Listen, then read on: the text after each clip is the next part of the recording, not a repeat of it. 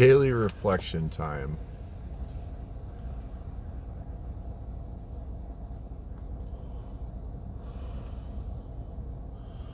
What have I learned today? Well, I've learned that my obsessive compulsive brain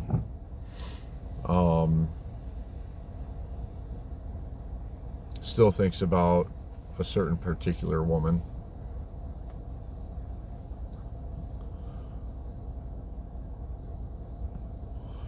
But it's not just in the sense of like the loneliness aspect of it. Taking a good look inside of exactly who she is and like what she brings out of me. It's not a compulsive. It's not compulsive. It's not obsessive.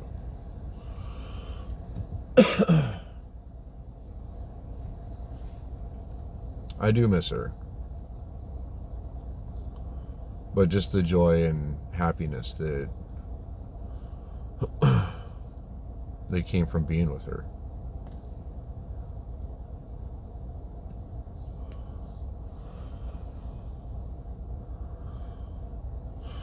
I learned that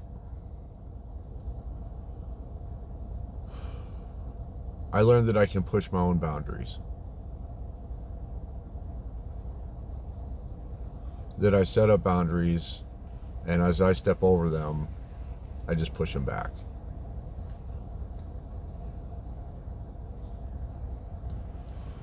And in my own way,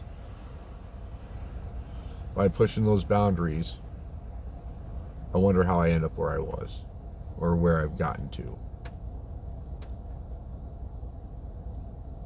When in the first place, if I never would have stepped over those boundaries, then I would have been right where I was. Now, is it a good thing to move your boundaries? That's a completely different question. It depends on why you move them. Now, if you're straying too far from your path, that's one thing. But if your boundaries are widening without having to step over them, that's a different story. So you can fluctuate your boundaries. It's just when you go and step over them yourself, that's when things start to turn.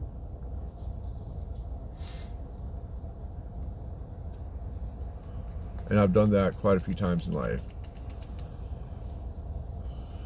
Done it with drugs and alcohol, for sure. I've done it with women. And I've done it with myself. So, I mean, and I've done it with like friends and with family and things like that too. But looking over at the broad spectrum of like my lifespan and how I set boundaries, I've pushed every fucking boundary I've ever made.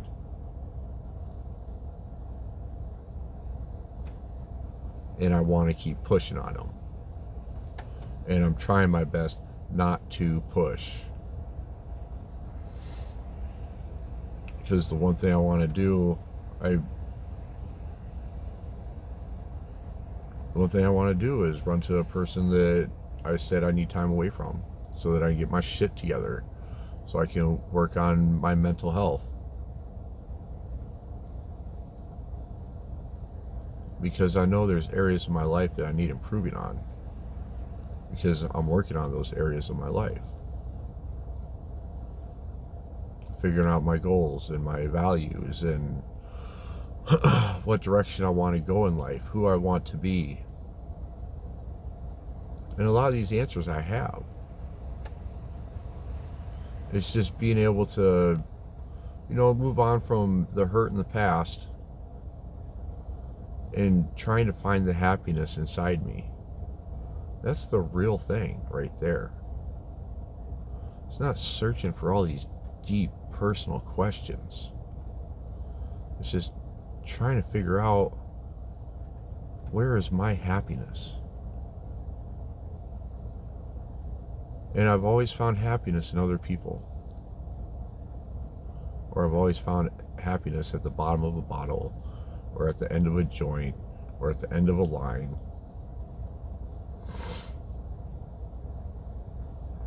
I have been able to find happiness in myself.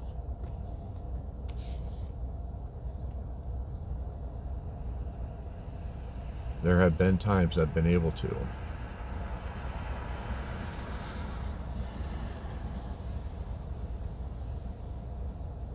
I mean, you find happiness in what it is you love to do and what it is you want to do in life. I want to raise my kids. They make me happy.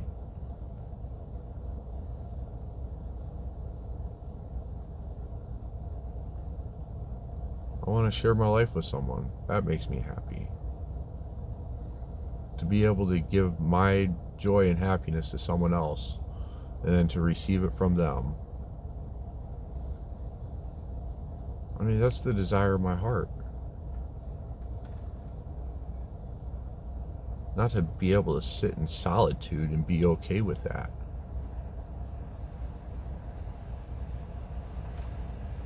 I mean, I could be okay just sitting here doing nothing. What is day 4 of not being on Facebook or Snapchat?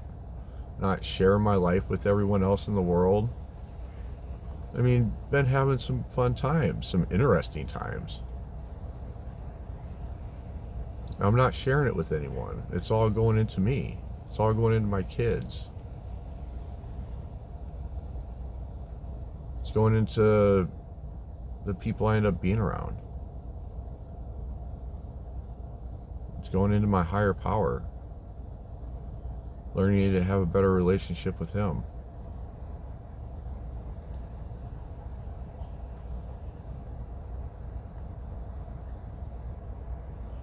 I don't know if I'll ever find just true happiness inside myself. Because if who I am is someone that needs to be shared with others, then why is it just me that needs to be alone? So I'm trying to share that with others. And the hard thing is that the one person that I want to share with also, I can't. Because I put up that boundary.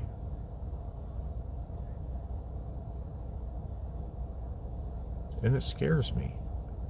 It truly scares me. Because, you know, there's plenty of fish in the sea, right?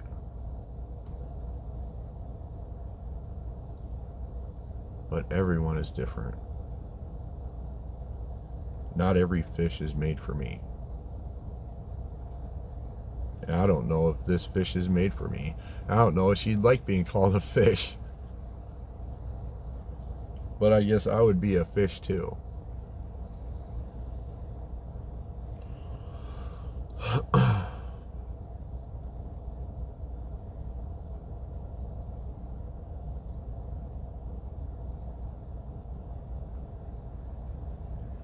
It does scare me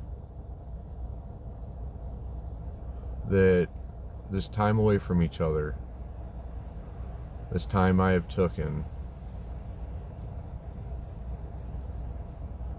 to invest into what I want to do, into finding who I am, finding happiness inside of me, finding happiness inside of others, diving deep into the depths of my soul, because holy shit, there's so much fucking darkness inside of me.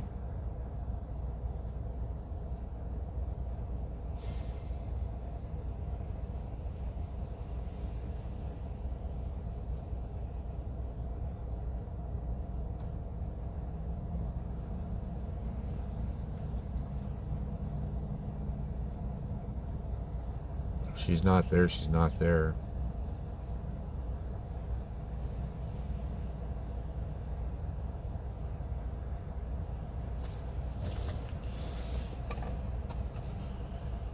But that's also why I need to be doing this.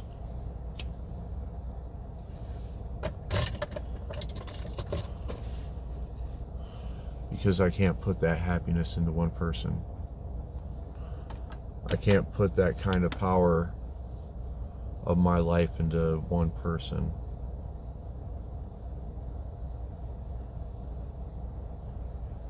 I can't rely that heavily on one person.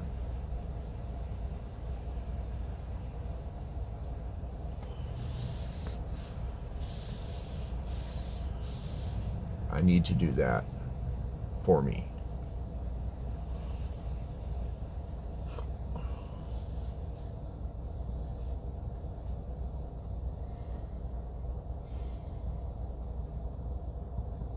So, I'm going to experiment. I'm going to try some different things. I have therapy coming up. It doesn't start until the 17th, so that's still a few weeks out. A few weeks out. I can't do any sort of physical working out or labor or anything like that for this whole next week. We'll see how I am by this weekend. I want to clean out my garage. I'm really contemplating on whether or not to join a gym. Because one thing that I do see, like with all these people in recovery, they have some sort of, they have more than just the meetings. They also have a community out there. And one of my biggest fears is not being accepted by the community. Mainly because, I'm not outwardly going and want to be like this social butterfly and have tons of friends. That's just not me. I'm good with a good couple of buddies and that's it. I don't need the world.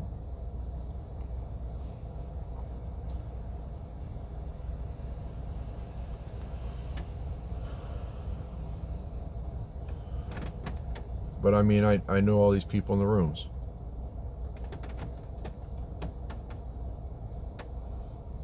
I say hi to them, I give them hugs, I follow them on social media.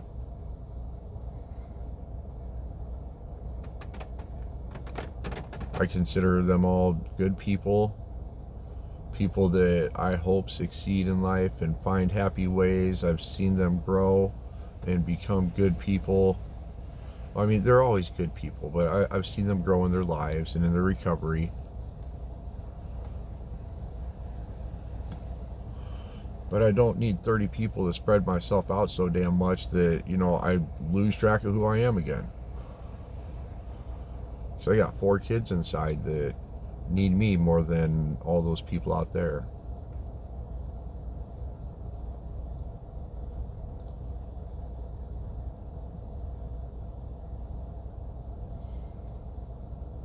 All I need are probably 2, maybe 3 good friends.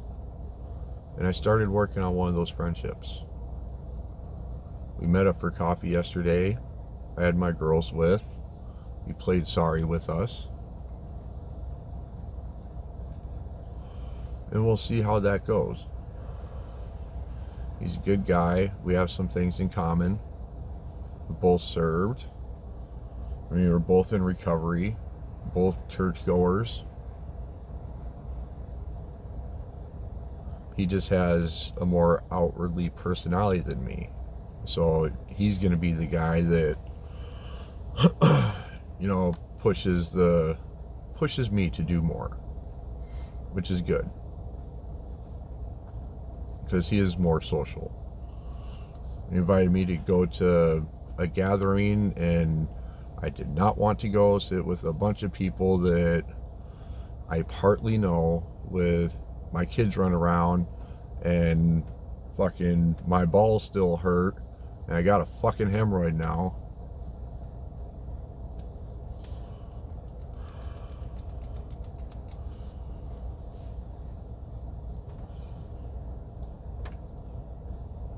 but it's something that I need to eventually do.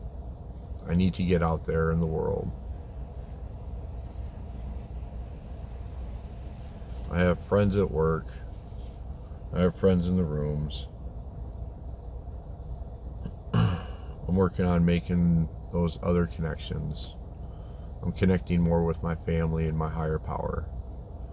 I'm connecting more with my kids.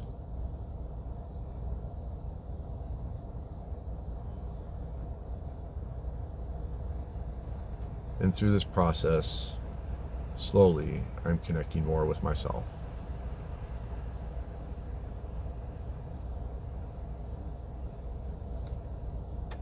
Whether it's enough, I don't know.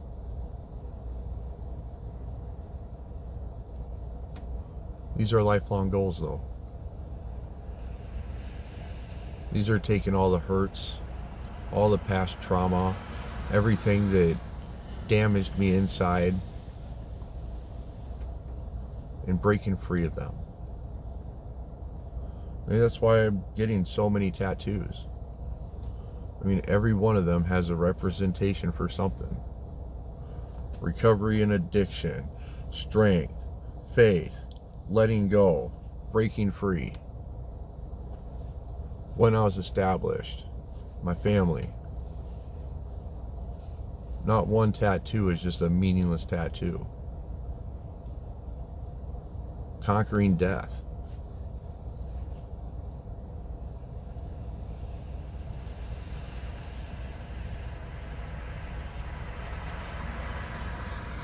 Everything I do, I want to have a meaning and a reason for it. I don't want it to be pointless in life.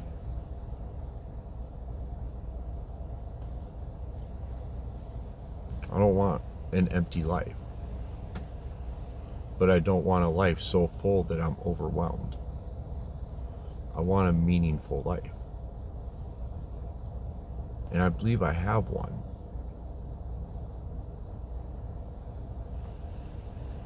I'm just trying to find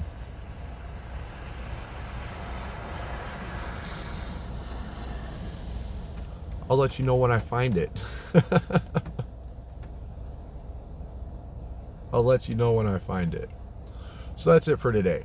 Daily reflection, good. Progress, not perfection. All right, let's go do a principle and put these kids to bed. Love y'all.